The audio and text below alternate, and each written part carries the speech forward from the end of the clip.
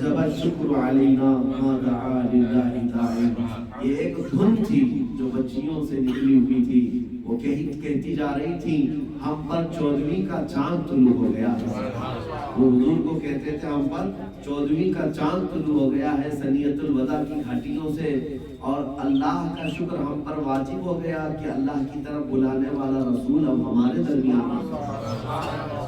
مدینے والے اس وقت سے لے کر آج تک اس بات پر فخر کرتے ہیں، اور بلکہ ان کو فخر کرنے کا حق ہے۔ انہوں نے کہا ہم سے بہتر پڑوسی دنیا میں کسی کا ہو ہی نہیں سکتا۔ حضور اکرم صلی اللہ علیہ وسلم کو آپ کو بتاتا ہوں دو عادتیں ان کی مدینے والوں کی، کہ یہ حضور اکرم صلی اللہ علیہ وسلم کو جیسے ہی آتے ہوئے دیکھا محمد محمد محمد محمد، ہر جگہ سے آواز تھی۔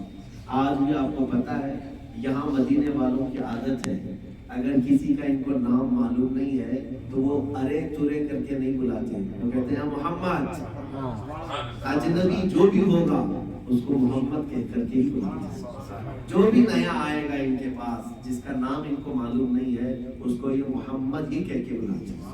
یہ عادت برسوں سے چلی ہے کہ ان کے پاس ایک ایسا نیا انسان آیا جس کو اللہ نے محمد بنا کر ان کے درمیان بھیجا تھا۔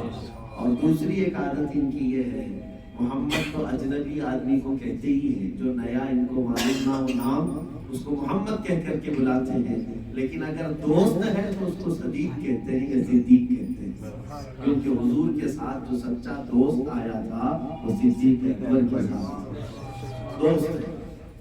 بہرحال جب حضور تشریف لائے، اب وہ واقعہ کہ میں تار جوڑ کر کے آپ کو بتا رہا ہوں، مدینے میں شور تھا، استقبال تھا، حضور کے آگے پیچھے سارے لوگ چل رہے تھے۔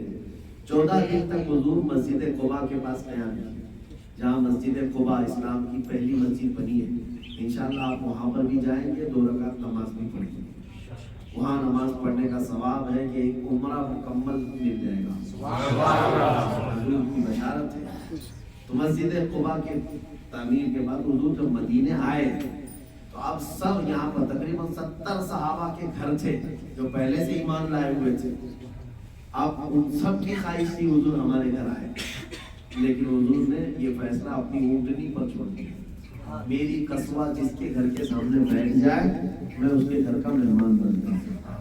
اونٹنی کو کیا معلوم تھا کہاں بیٹھنا ہے؟ میرے عزیزوں، آج لوگ حضور کے علم پر سوال کرتے ہیں، حضور جس پر سواری کرتے ہیں اس کے علم کا اندازہ آپ نہیں کر سکتے۔ اونٹنی قصوہ حضرت ابو ایوب انصاری کے مکان پر بیٹھنے، یہ صحابی تھے۔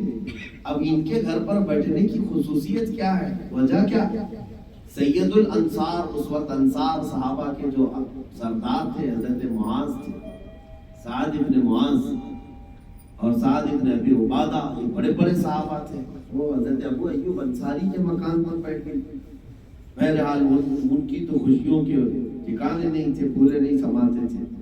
حضور صلی اللہ علیہ وسلم کو اپنے گھر پر لے آئے اور میزبان رسول حضرت ابو ایوب انصاری، 2 منزلے کا گھر تھا، کہا یا رسول اللہ صلی اللہ علیہ وسلم آپ اوپر والے مکان پر رہے، ہم نیچے رہیں گے۔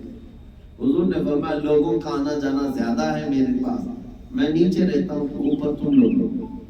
وہ اس بات کو پسند نہیں کر رہے تھے کہ سرکار نیچے آرام کریں، ہم شوہر اور بیوی اوپر۔ حدیث میں آج بھی یہ چیز موجود ہے کہ وہ رات پوری کونے میں بیٹھ کر کے گزارتے۔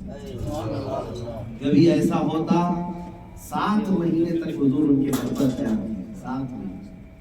اس وقت ایک ٹھنڈیوں کی رات تھی، سخت ٹھنڈیوں کی رات۔ حضرت ابو ایوب انصاری کی بیوی اہلیہ کہتی سخت ٹھنڈیوں کی راتیں تھیں، پانی کا مٹکا ان کا پھوٹ گیا، پانی کا مٹکا جس میں پانی رکھا جاتا تھا پھوٹ گیا، پانی بہ گیا تو چھت سے پانی ٹپکتا اور حضور پر گر سکتا تھا۔ اس خوف سے انہوں نے جتنے ان کے اوڑھنے اور بچھونے تھے سب کو پانی میں بھگو دیا، پورا پانی میں بھگو کر نہ ان کو اوڑھنے کی کوئی چیز باقی رہ گئی، نہ بچھانے کی کوئی چیز، بلکہ جو کپڑے ان کے موجود تھے وہ بھی سخت ٹھنڈیاں ہوتی ہیں مدینے کی، ان ٹھنڈیوں میں وہ کپڑے بھی انہوں نے اس میں جذب کر لیا پانی کو اور پوری رات ٹھٹرتے ہوئے بیٹھے رہے، ایک قطرہ بھی حضور پر پانی کا گرنے نہیں تھی۔ یہ میزبان رسول تھے حضرت ابو ایوب انصاری۔ اب میں آپ کو بتا رہا ہوں وجہ، کہاں سے میں نے واقعہ شروع کیا تھا اور کہاں لے کر کے آیا۔ طبہ حمیری کے 700 علماء آ کر آباد ہوئے، اس کے بعد میں کہہ رہا ہوں حضور آئے۔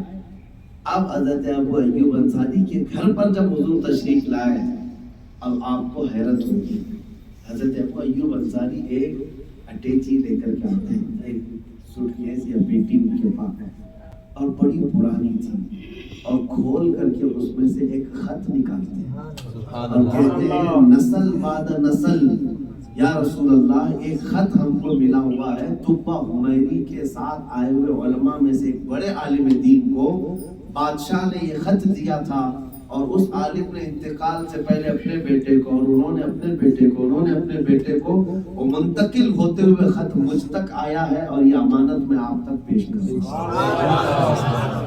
حضور صلی اللہ تعالیٰ علیہ وسلم کو وہ خط انہوں نے پیش کیا اور اس میں لکھا ہوا تھا، اے اللہ کے رسول، جب آپ تشریف لائیں طبہ حمیری کو اپنے غلاموں میں شامل فرمائیں۔ 1000 سال پہلے لکھا ہوا خط حضور کو دیا گیا۔